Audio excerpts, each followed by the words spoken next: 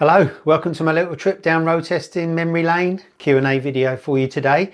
Thanks as always for your questions and comments, all greatly appreciated. I've been on my travels. I've been riding some tall rounders for MCN and video, which is going to be out soon.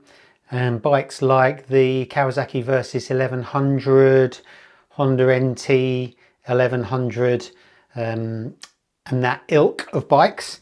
I've also been away for a long weekend in Lake Como with my girlfriend with no motorcycles, just enjoying the Dolce Vita, so that was really nice.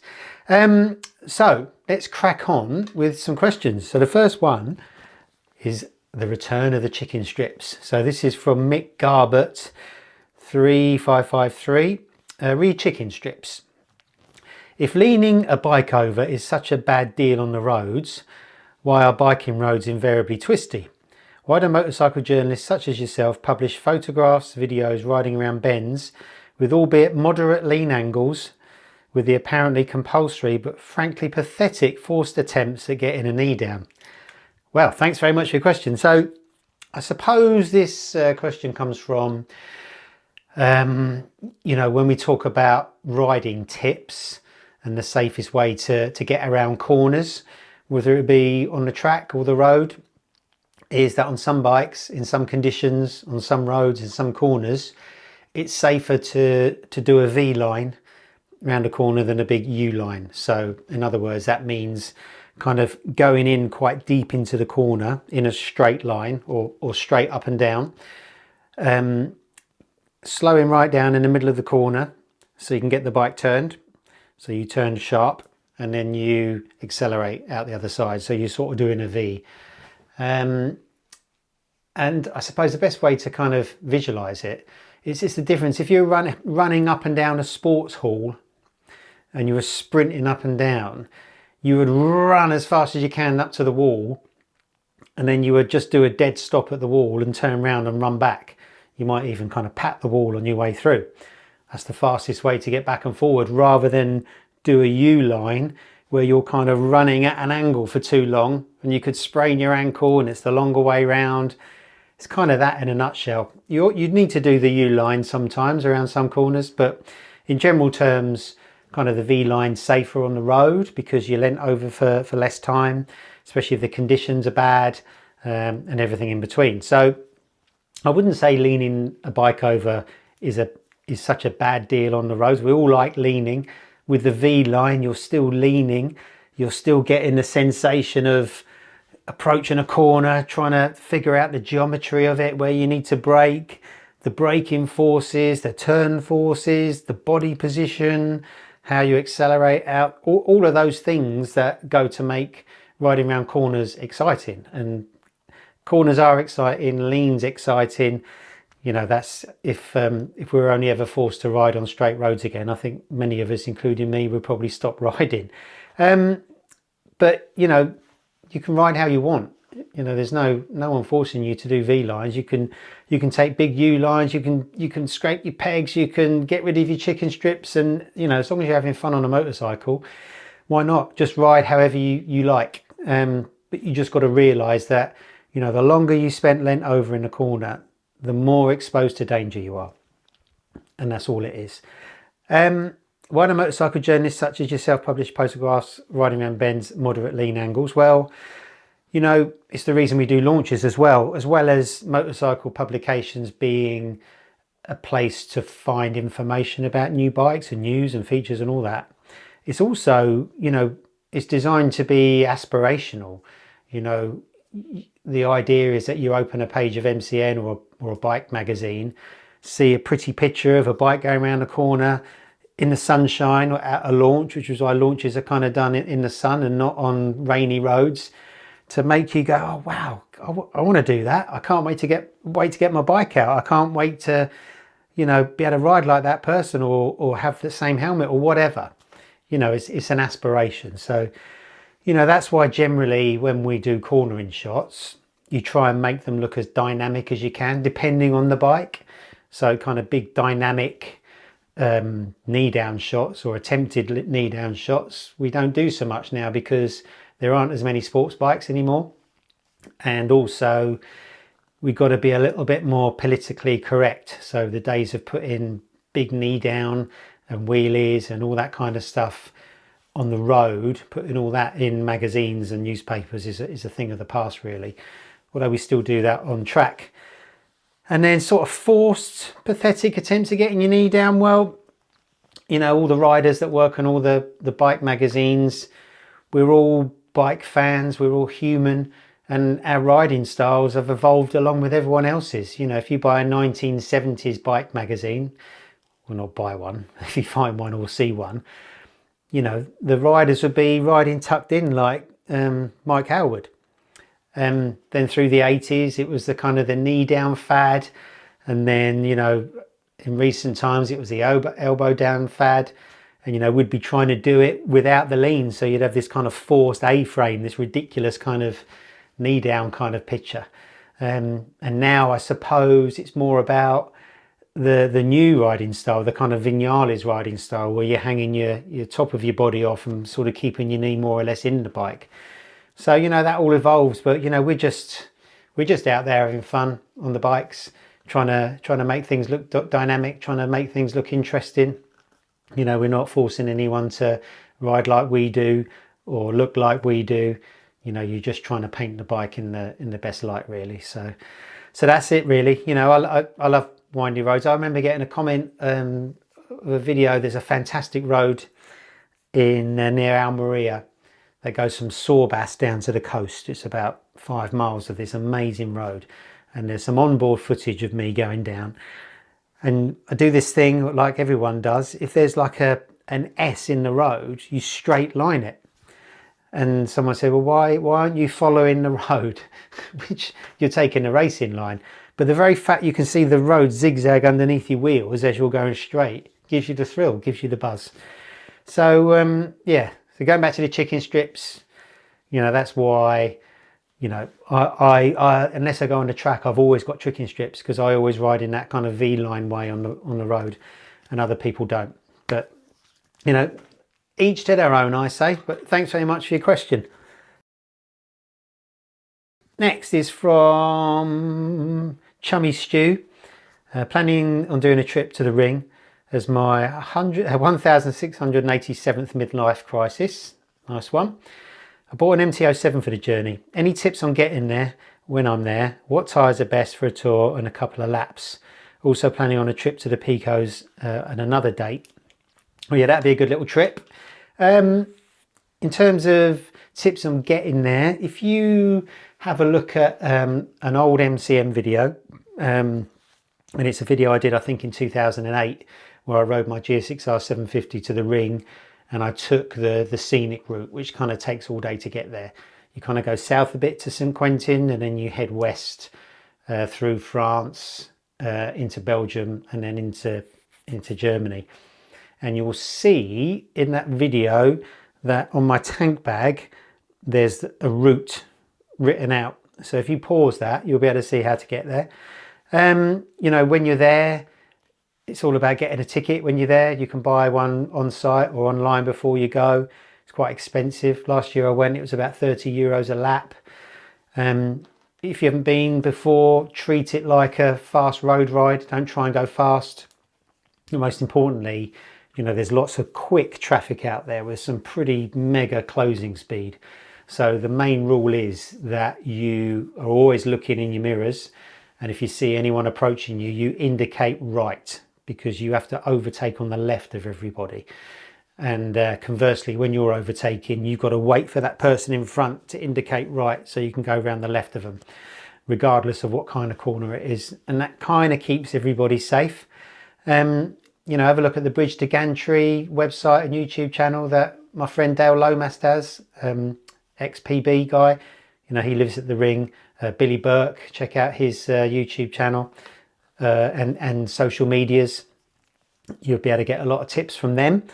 In terms of what tyres to use, well, an MT-07 doesn't need really sticky tyres, even on the track, really. Because it hasn't got a mega amount of power. So putting something sticky on an MT-07, there's no real point, really. You know, unless you've got funky suspension, rear sets for more ground clearance and all that kind of stuff. So to be honest, a good set of sports touring tyres will be perfect, because it will last the trip, probably last your Pico's trip as well. And you know, for the kind of riding you'll be doing around the ring, which is kind of it'll be like a brisk road ride, I don't think you'll have any problem at all. If you did want something stickier, then go for kind of middle of the road sports tyre, but don't go any stickier. Don't go for a semi-track day tyre or a track day tyre. Any new generation sports touring tyre or sports tyre will do the job. So you'll have to let me know how you get on, but thanks very much for the question. Right, this one's from Jukka from Finland. Hello Neves, here are some questions thanks for asking series I'd like to ask.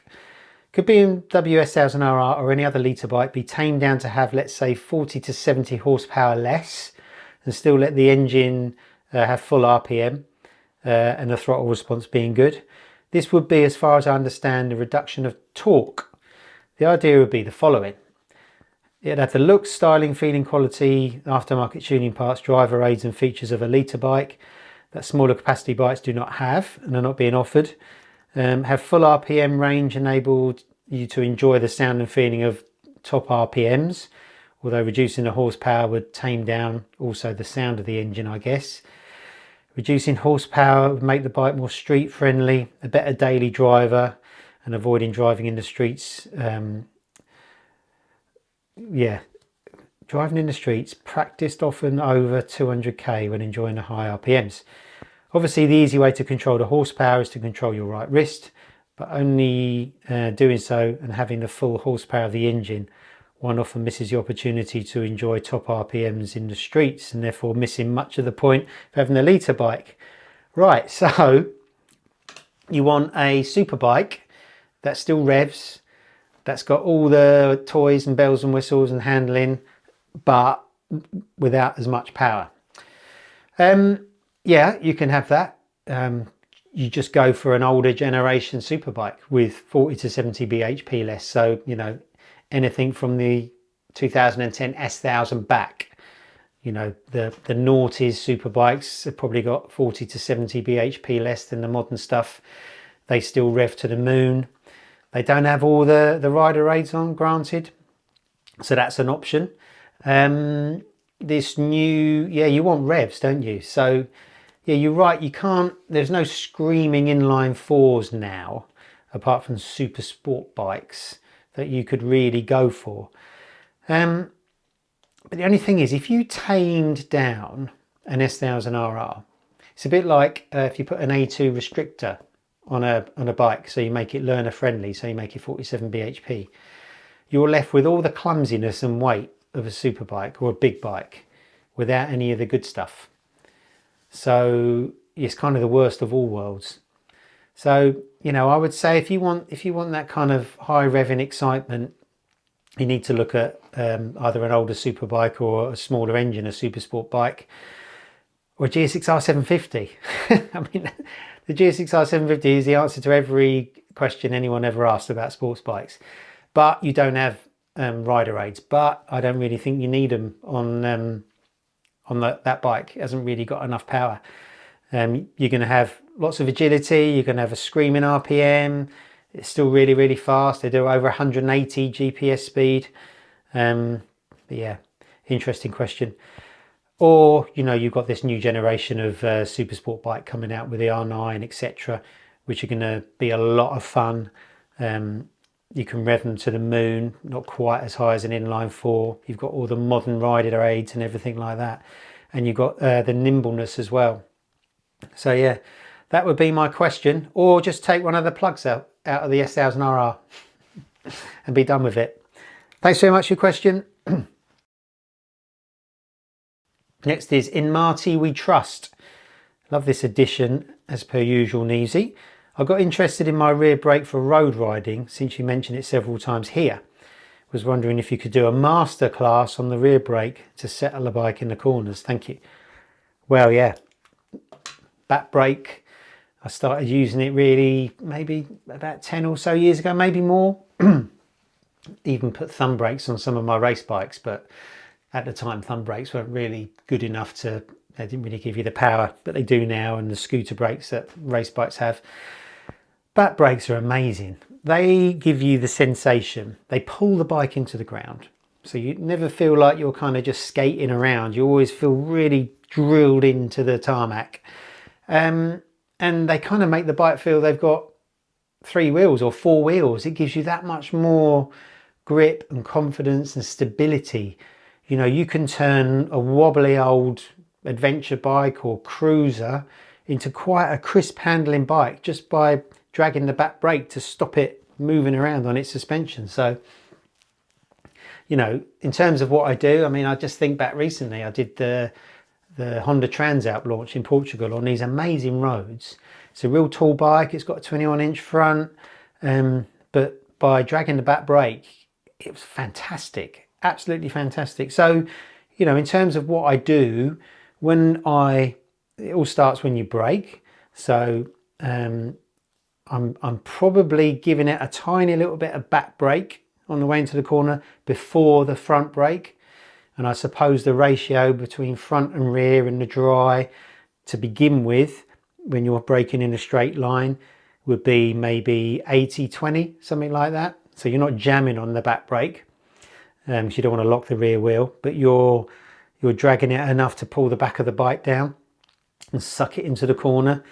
And then as I release the front brake, as I start to trail brake in the corner and let go of the brake, I'm completely off the front, but I've still got a little bit of back brake on, maybe 10%, and that helps pull the bike through the corner.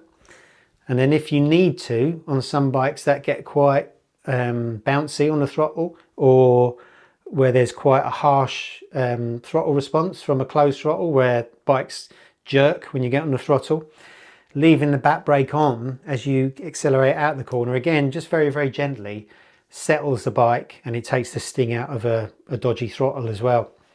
And then on track on a super bike, again, you leave it on under hard acceleration to stop it wheeling.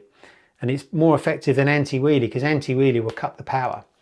Whereas feathering the back brake will let the bike still accelerate cleanly, maybe give you a little bit of a wheelie, but not too much. So yeah, I'd struggle to ride without a back brake now. It feels very two-dimensional if I just use the front and not the back. It's definitely a thing worth trying. You know, with modern ABS as well, if you go a little bit mad with your right foot, if you're a bit heavy-footed, the ABS will just come in, nothing bad will happen. So it's definitely something I love to do, and it's kind of transformed my riding and bike control really since I've been doing it. So yeah, give it a go. Thanks very much. Next is from Moto Bobo Jones. Hi Neezy, thanks for all the awesome content advice over the years. No problem. I had a question about sport touring tyres, or tyres if you prefer. Oh, that's the spelling, the I instead of the Y. So you're obviously one of our American friends. I currently ride a 21 Tuono V4 in the canyons. You are. Although I probably won't ride for a while due to the terrible fires here. Yeah, that wasn't good, was it? And I hope you're all okay, all your properties. I ride at a brisk but manageable pace and love the recent Rosso 4s. The Rosso 4s are a sort of middle of the road sports tyres I installed, and how light and agile they make the bike feel. But I think they may be overkill for my riding, and I don't love getting only 3,000 miles from the rear. Any suggestion for sports touring tyres that might get me 6,000 plus miles while having the aggressive and nimble Rosso 4 shape and performance?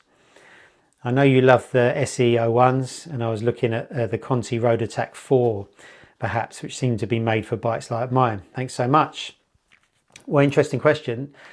You know, if I had a Tuono V4 and I rode it just sort of in the twisties, I would probably keep the Rosso 4s, to be honest. If I really wanted that mileage out of a rear tyre, or if I was going to ride in mixed weather conditions or do really long trips, I'd probably want a sports touring tyre. The thing is, with the modern generation of sports tyres and sports touring tyres, within each of those categories, there isn't actually a massive amount of difference between the tyres in terms of overall grip, the way they steer, the way they warm up. They're all kind of much of a muchness, but each tyre manufacturer's got its own character. So when we do our tyre test, when they're blind, you can tell a Bridgestone immediately from a Dunlop, from a Conti and a Metzeler and all the rest of it. So in general terms, sports tyres they're lighter tyres because they haven't got as much rubber on them. They don't last as long. They're a little bit quicker steering and they're a little bit grippier. Whereas sports touring tyres are generally flatter profile. They've got more rubber on them for wear. They've got more grooves on them. They warm up quicker. So, you know, in terms of all the sports touring tyres, there isn't a lot to choose between them. You can't say one is a real sporty tyre or one is a real touring tyre. You kind of just got to go for, well, unless you test them all, you'd never know. The Metzelers have always come out top in our sports touring tests. You know, they've got a great balance of everything. I would say that maybe the sort of the faster steering tyres, fractionally, would be things like a Dunlop or a Bridgestone because they're generally quite stiff and hard. Contis are kind of similar to Pirellis and Metzelers because they've got a load of former Pirelli engineers working for them, so their character is similar. And then the same goes with all the sports tyres. They're all at a fantastic level. They all do a very similar thing. So I would think of your sort of problem, as it were, in terms of what type of tyre to go for rather than what make and model. Yeah, and if you're just riding your Tuono for pleasure, I would take that 3,000 mile mileage on the rear, on the chin, and keep your sports tyres. They're gonna let that bike shine, like I say, unless you really do need more wear out the rear, or you're going to ride in bad weather or do really long journeys.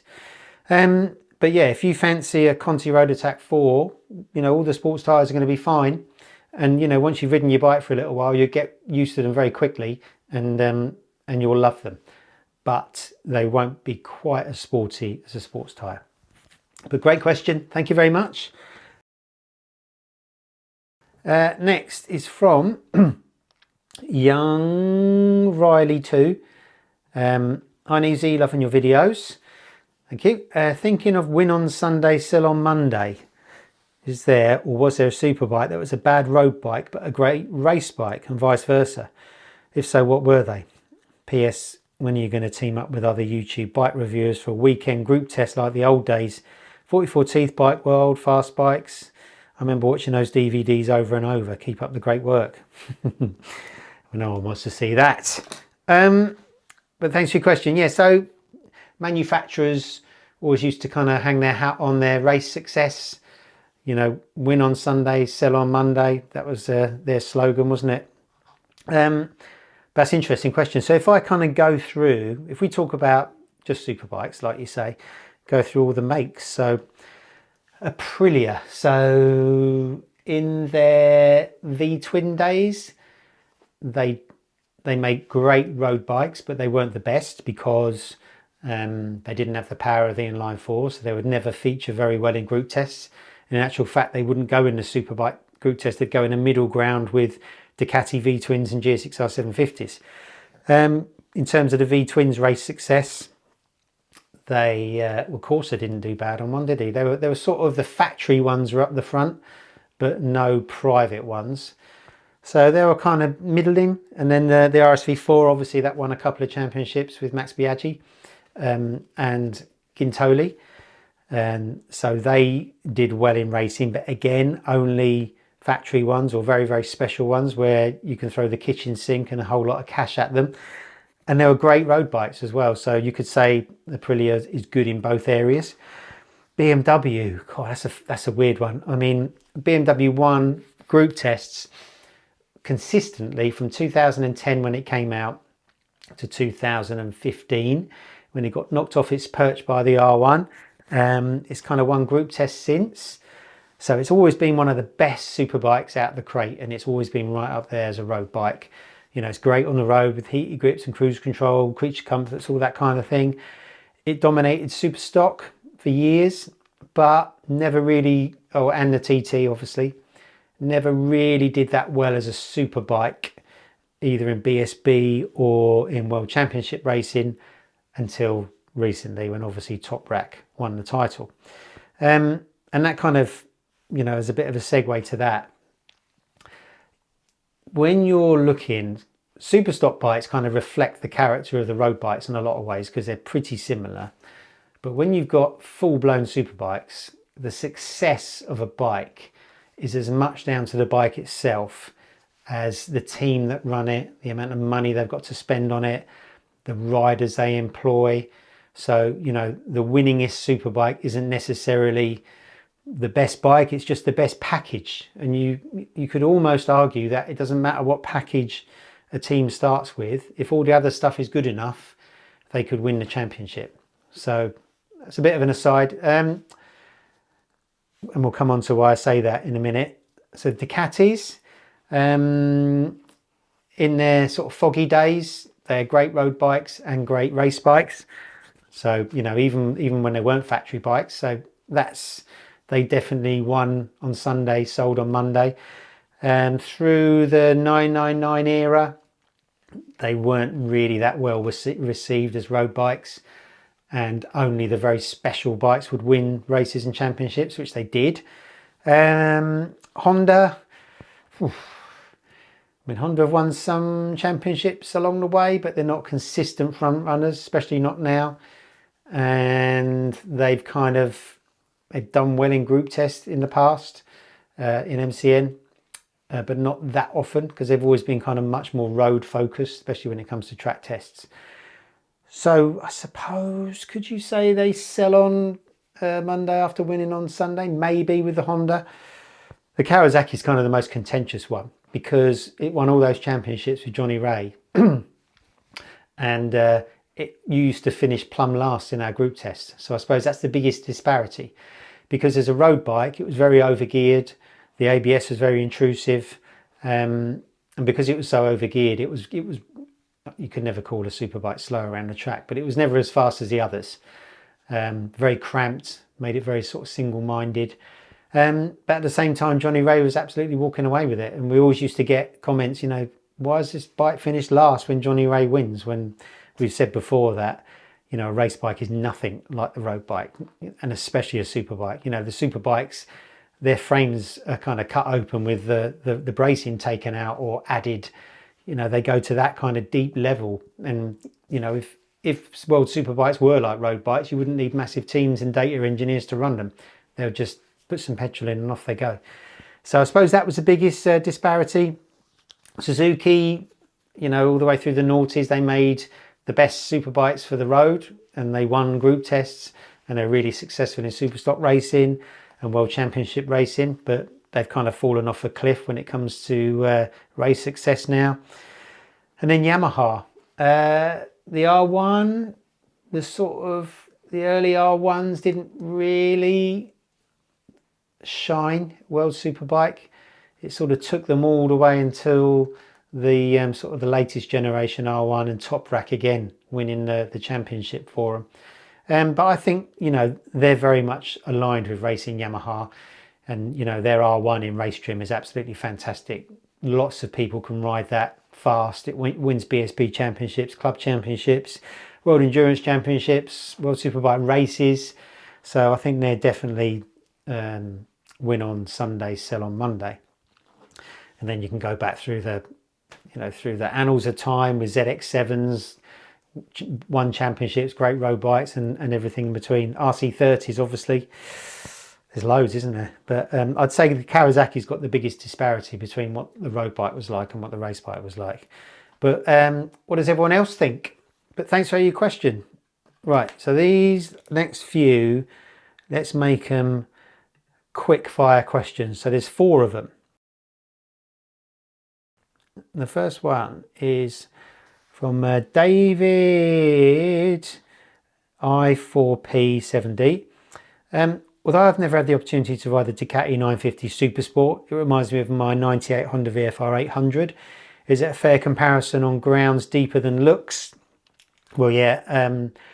the Ducati 950 Supersport was always sort of designed to be the comfortable sports bike. And the Honda's obviously a legendary sports tourer with that lovely V4 engine.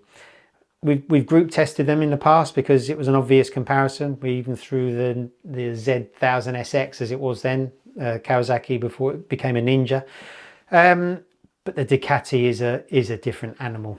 They kind of look similar, but the Ducati is very, very, very sporty compared to the Honda. It's a lot stiffer, it's a lot more cramped. The riding position's a lot more aggressive. It's not as fluid. It's a little bit kind of short and snappy when it comes to the revs. So no, it's a bit more sporty than the Honda. But it'd be interesting to see what the latest generation V2s are going to be like in all the different sort of models. So that'd be interesting to see. But no, I think the VFR sort of sits in a class of its own now, for sure. There's nothing very similar to it in a sort of traditional sports tourer way. But thanks very much for your question. Next is from Russell Do.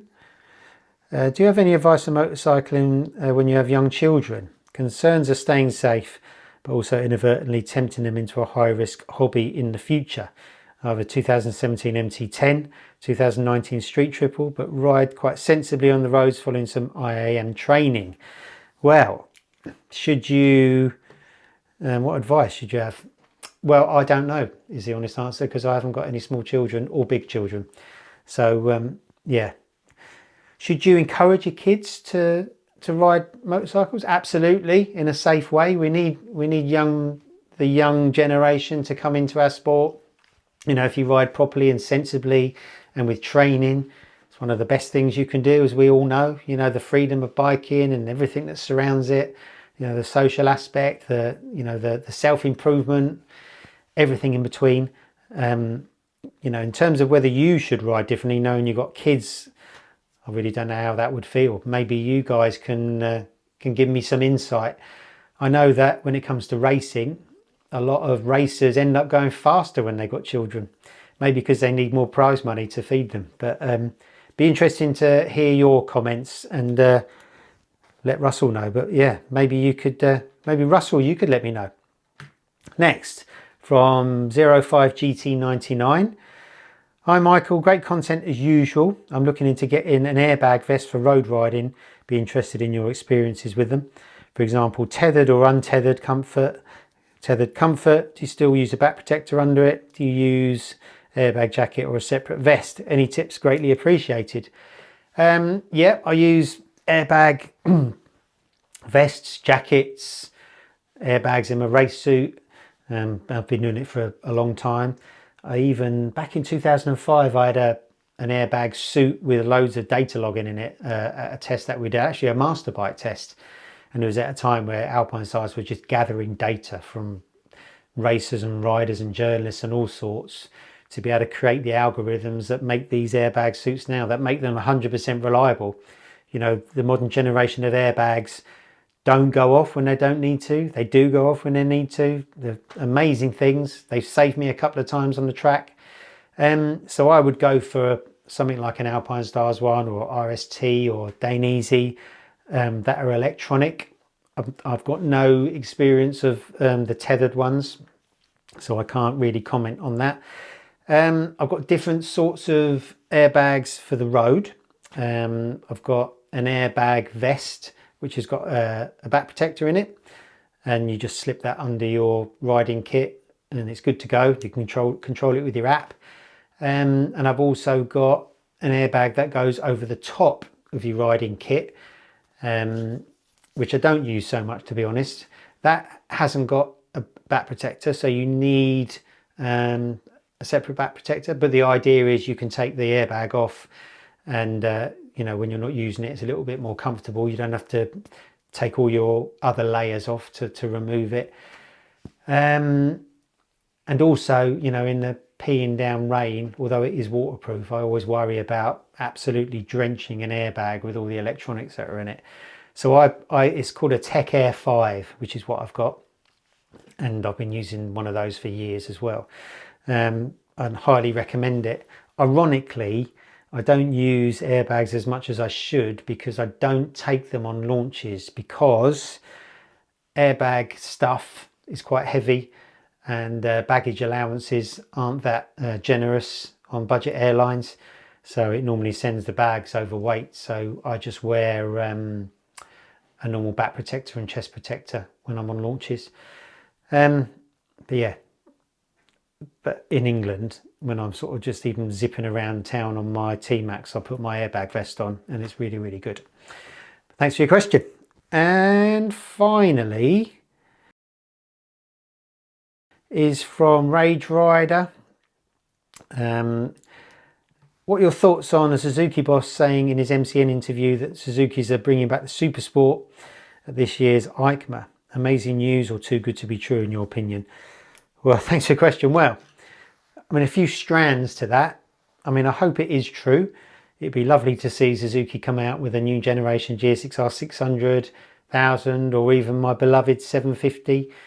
You know, would they be as pure as they used to be with the 600 and 750 anyway, with all the electronics and Euro 5 that they've got to have now?